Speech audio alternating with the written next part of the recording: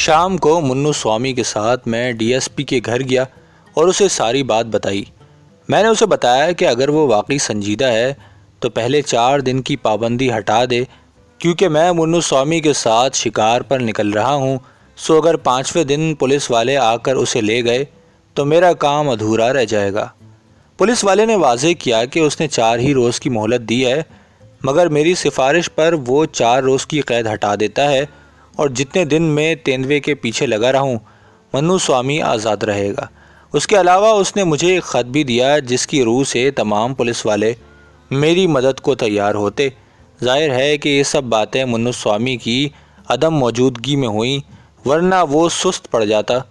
تاہم اسے میں نے یہ بتایا کہ ڈی ایس پی کو افسوس ہو رہا تھا کہ اس نے 4 روز کیوں دیے، سو اس نے مدت کم کر کے 3 روز ہی کر دیا۔ تاہم میں نے بروقت مداخلت کر کے اسے بچا لیا ہے۔ منو سوامی بڑا متاثر ہوا اور شکریہ ادا کرتے ہوئے اصرار کرنے لگا کہ ابھی سفر پر نکلیں۔ ہم لوگ اگلی صبح ماگڑی جا پہنچے اور وہاں پہاڑی کے دامن میں موجود کئی دیہاتوں سے معلومات جمع کرتے رہے۔ اس جگہ بھی گئے جہاں تیندوا منو سوامی کے ہاتھوں زخمی ہوا تھا۔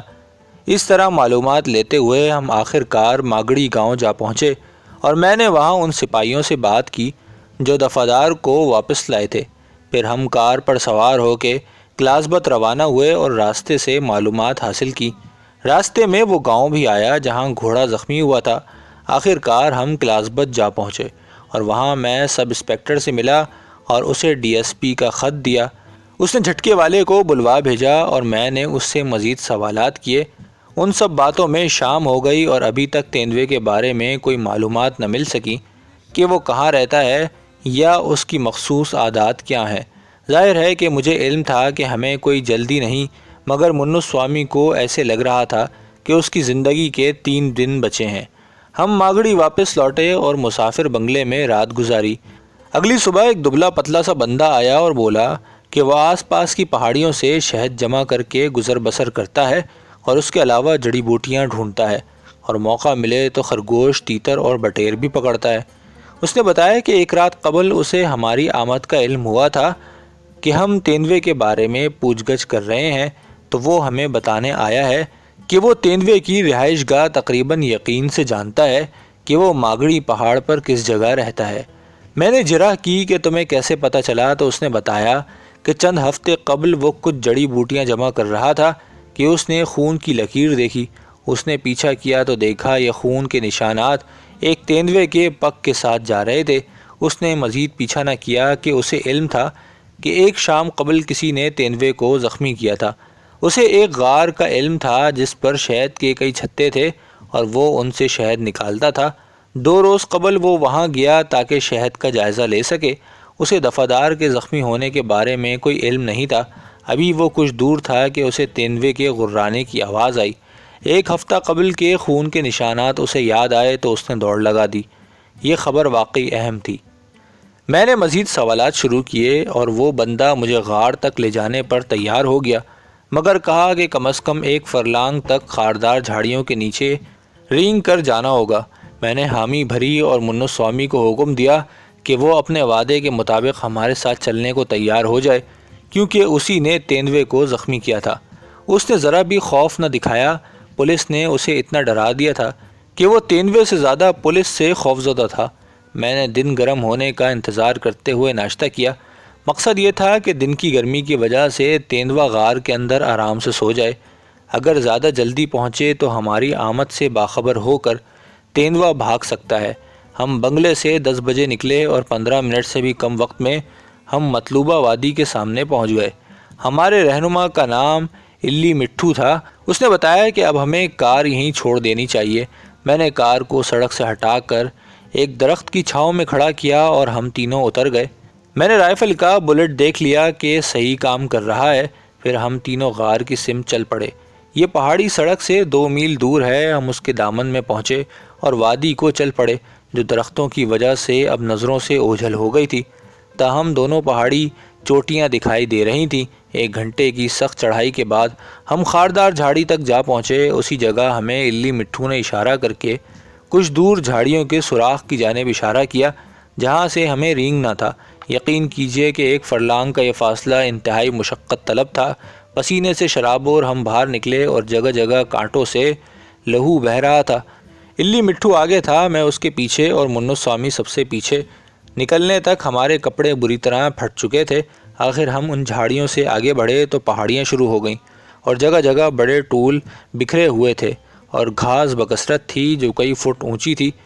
الی مٹھو نے بتایا کہ یہاں سے وادی کے 3/4 حصے کے بعد بائیں جانب وہ غار ہے جہاں تیندوا ہوگا۔ یہ جگہ ایسی تھی کہ چند قدم کے فاصلے پر چھپا ہوا تیندوا نظر نہ آتا، درجنوں شیر بھی ہوتے تو بھی دکھائی نہ دیتا۔ یہاں سے میں آگے ہو گیا، میرے پیچھے الی مٹھو اور پھر منو سوامی تھا۔ میں نے جان بوجھ کر دائیں سمت سے بڑھنا شروع کیا تاکہ بائیں پہاڑی کے غار سے یا کمین گاہ سے تیندوا ہم پر حملہ کرتا تو دفاع کا موقع مل جاتا۔ ہم غار کے سامنے جا پہنچے۔ اس جگہ ایک چٹان اوپر سے غار پر جھکی ہوئی تھی۔ اس غار پر جگہ جگہ شہد کے خالی چھتے دکھائی دیے۔ باہر بڑے پتھروں اور گھاس کی وجہ سے غار کے اندر کا منظر نظروں سے اوجھل تھا۔ بہت سارے پتھر تو اوپر سے نیچے گرے تھے۔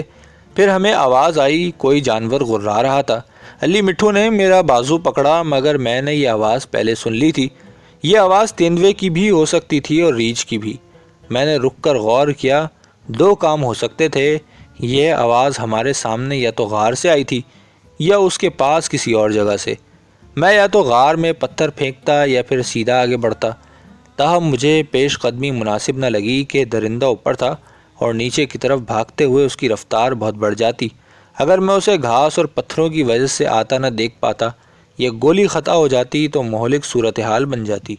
سو میں نے الی مٹھو کو سرگوشی کی کہ وہ اور منو سوامی اس جانب پتھر پھینکیں۔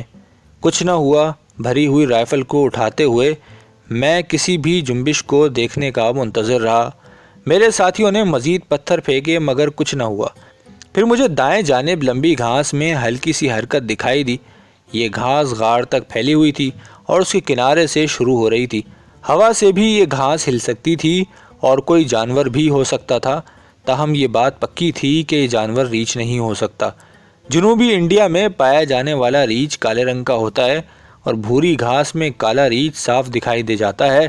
نہ ہی ریچھ اس طرح دبک کر حرکت کر سکتا ہے۔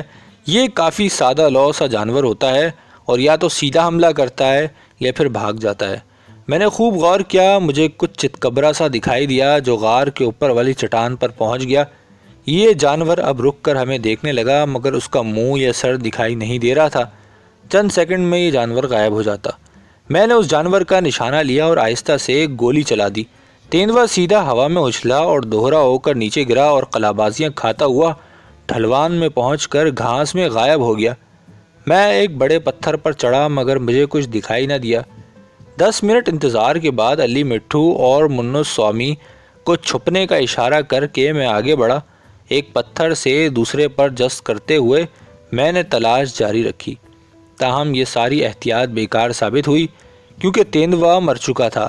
میری گولی اس کی گدی سے ہو کر کھوپڑی میں پیوست ہو گئی تھی۔ معائنے سے پتہ چلا کہ منو سوامی کی گولی اس کی کمر پر لگی اور شانوں سے بچ کر گزر گئی تھی۔ نتیجتاً گولی کا سوراخ کافی بڑا اور کیڑوں سے بھرا ہوا تھا۔ اس کی کھال میں LG کے 2 چھرے بھی پیوست تھے مگر وہ زخم بھر رہے تھے، تاہم گولی والا زخم مہلک ثابت ہوتا۔ یہ اوسط جسامت کا تیندوا تھا۔ اس کی لمبائی 7 فٹ سے ذرا کم تھی۔